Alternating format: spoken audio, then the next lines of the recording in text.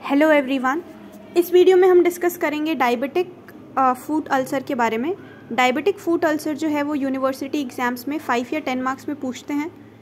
Start करते हैं diabetic food ulcer. तो इसमें क्या लिखा है, डायबिटिक पेशेंट्स जो हैं they are very much prone for development of ulcer in the food. क्यों है डायबिटिक पेशेंट में ये फूड अल्सर्स बार बार ऐसे क्यों बनते हैं?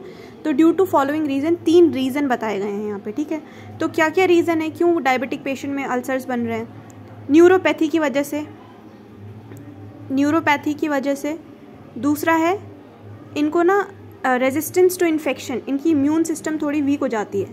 Resistance to infection, neuropathy, resistance to infection और एथेरोस्क्लेरोसिस की वजह से। इन 3 रीज़न की वजह से क्या होता है, डायबिटिक पेशेंट के अंदर फूड अल्सर्स डेवलप होने की चांसेस रहते हैं। तो क्या है, सबसे पहले न्यूरोपैथी। तो डायबिटिक पेशेंट में न्यूरोपैथी क्यों डेवलप हो रही है, नर्व्स क्यों इन्वॉल्व हो रही हैं? तो it commonly manifest after about 10 years of diabetes. किसी भी पेशेंट में अगर 10 साल तक डायबिटीज़ परसिस्ट कर रखा है तो वहाँ पे न्यूरोपैथी हो सकती है। Neuropathy can be distal and diffuse with a stocking type of distribution. तो कैसी न्यूरोपैथी, कैसी नर्व इन्वॉल्वमेंट होती है? डिस्टल और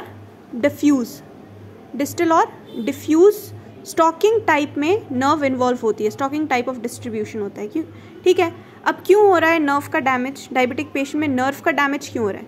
डायबिटिक में क्या होता है, डायबिटिक में हाइपरग्लाइसीमिया होता है ना, हाइपरग्लाइसीमिया, ग्लूकोज बहुत ज़्यादा होता है। तो ये ग्लूकोज जो है ना, ये जो शुगर है, वहाँ से क्या बनता है, शुगर जो है इट कन्वर्ट्स इनटू सॉर्बिटोल।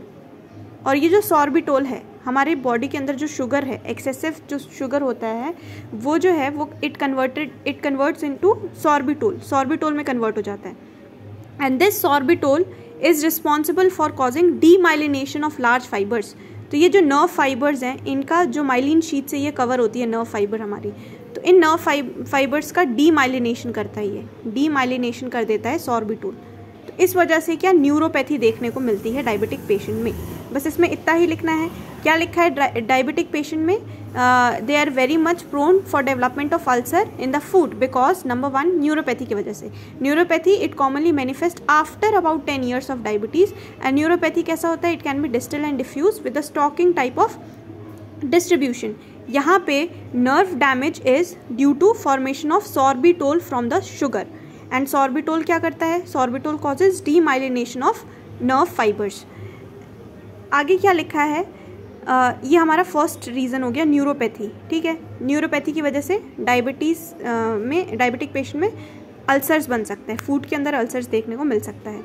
दूसरा क्या लिखा है, resistance to infection. Resistance to infection में क्या लिखा है, is lowered in diabetes mellitus due to altered immune system.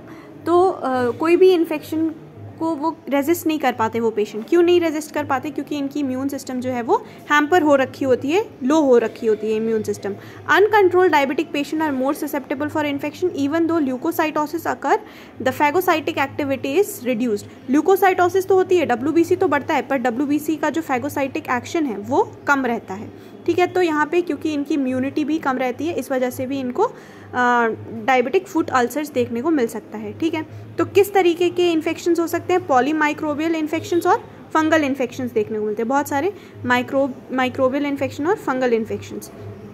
तो ये 2 रीज़न हो गया, ठीक है। तो 2 रीज़न में न्यूरोपैथी की वजह से होता है रेजिस्टेंस टू इन्फेक्शन, मतलब इम्यूनिटी कम होने की वजह से इनमें फूड अल्सर्स होते हैं। थर्ड क्या है, atherosclerosis. Diabetic angiopathy, diabetic angiopathy involves major vessels result in ischemia of the foot, जिसको मैक्रो एंजियोपैथी कहते हैं। They have